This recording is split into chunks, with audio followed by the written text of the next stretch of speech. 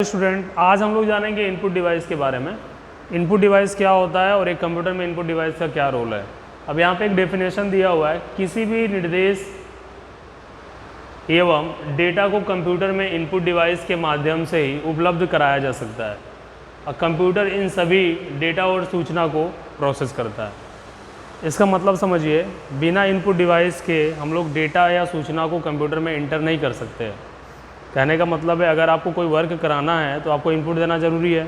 जैसे अभी आप ही को कोई वर्क करना है तो बोलना पड़ेगा, तो कंप्यूटर में भी हमको अगर इनपुट देना है तो इनपुट डिवाइस के सहायता से ही दिया जा सकता है।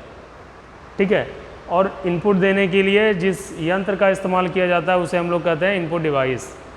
अब देखिए इनपुट डिवाइस में क्या क्या एग्जाम्पल है। सबसे पहला जो सबसे कॉमन इनपुट डिवाइस का इस्तेमाल किया जाता है वो है आपका माउस।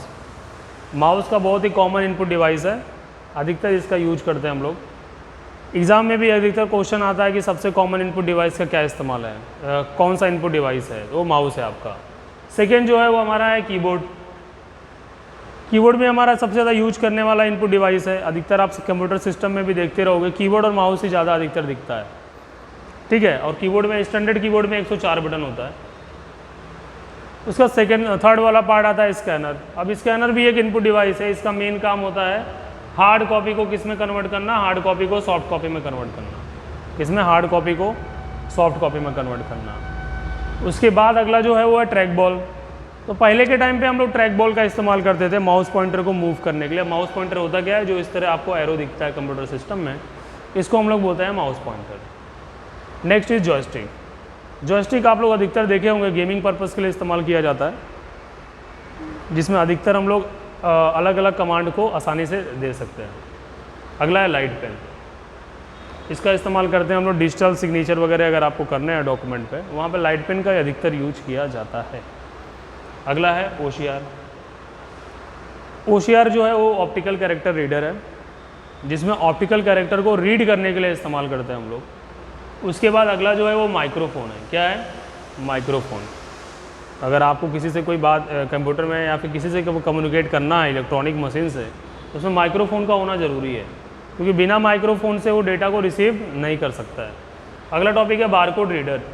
अब देखिए बारकोड रीडर जो होता है वो बारकोड को रीड करता है। अधिकतर आप लोग मॉल में देखे होंगे, वहाँ पे कोई भी प्रोडक्ट होता है ना, तो उसमें पर्टिकुलर बारकोड लगा होता है। और उस बारकोड के हेल्प से क्या किया जाता है, उसको रीड किया जाता है, जो भी हम लोग बारकोड उस पर लगा होता है। ठीक है।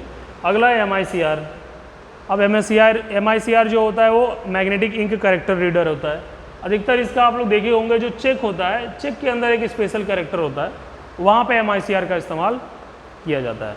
अब एग्ज़ाम में जो क्वेश्चंस आते हैं वो अधिकतर क्वेश्चन आएगा माउस से, कीबोर्ड में कितने बटन होते हैं, स्कैनर का क्या काम है, हार्ड कॉपी को सॉफ्ट कॉपी में कन्वर्ट करना, और उसके बाद आते हैं सबका फुल फॉर्म। OCR का क्या फुल फॉर्म होता है, BCR का क्या फुल फॉर्म है, बारकोड रीडर, और MICR का क्या फुल फॉर्म है। इन सभी डिवाइसेस का हम लोग इस्तेमाल करते हैं। ठीक है। और इनपुट डिवाइस इसे बहुत ज़्यादा इंपॉर्टेंट है, क्योंकि बिना इनपुट का कोई भी प्रोसेस नहीं होने वाला है। ठीक है। अगला टॉपिक इसके बारे में हम डिस्कस करेंगे CPU के बारे में, और CPU के बाद का जो टॉपिक है वो आउटपुट डिवाइस का है। ठीक है। धन्यवाद।